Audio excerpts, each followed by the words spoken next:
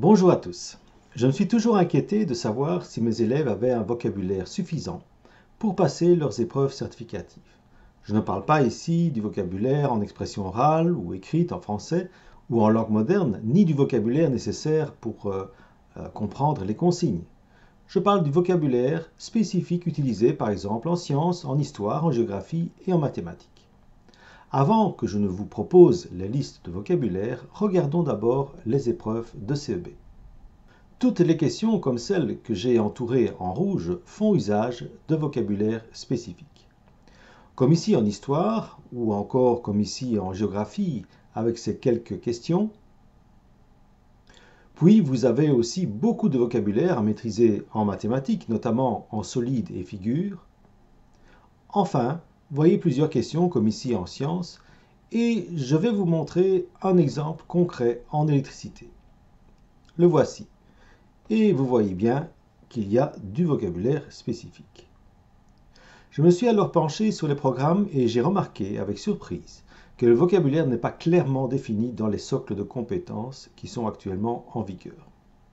Ceci veut dire que les cours peuvent peut-être parfois passer à côté des mots qu'il faut nécessairement connaître.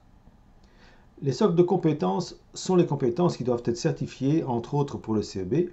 C'est de la deuxième colonne dont on parle. En électricité, on cite simplement ici, dans les savoirs, le circuit électrique simple. Mais jusqu'où va la connaissance du vocabulaire?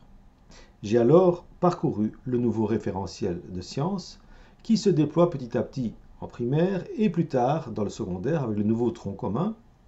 Et ici, j'ai vu que le vocabulaire spécifique est bien détaillé, notamment pour l'exemple particulier des circuits électriques. C'est une bonne chose. J'ai remarqué le même phénomène, par exemple, dans le socle de compétences en formation historique, et finalement de constater que les nombreux référentiels sont beaucoup plus concrets à ce sujet en matière d'attendu.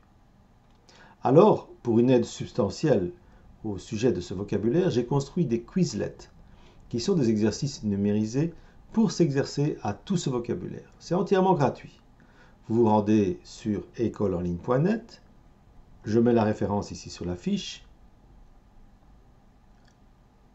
Vous parcourez les onglets CEB en sciences, histoire géo ou mathématiques, et vous trouverez alors ces Quizlets.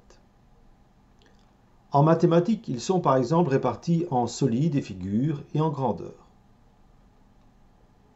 En histoire géo, vous en avez un en histoire et deux en géographie. En sciences, vous en avez trois, l'un pour les vivants, le suivant pour la matière et le troisième pour l'énergie.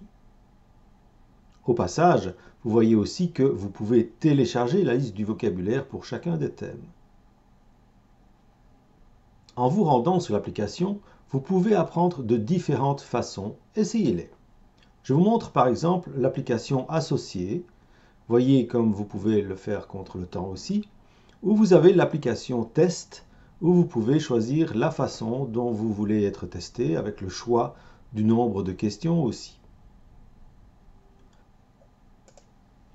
Le but n'est pas d'apprendre des définitions par cœur, ce n'est pas utile, mais très certainement de pouvoir associer une définition à un mot pour arriver à comprendre tous ces mots que vous trouverez dans les questions, mais que vous devrez aussi indiquer comme réponse.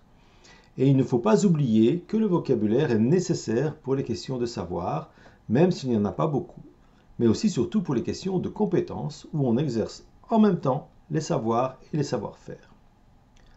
Ce que je propose reste basique, c'est clair, et ce n'est qu'en vous exerçant en même temps aux questions de CEB que vous évoluerez, mais alors avec le bon vocabulaire spécifique auquel vous vous serez entraîné.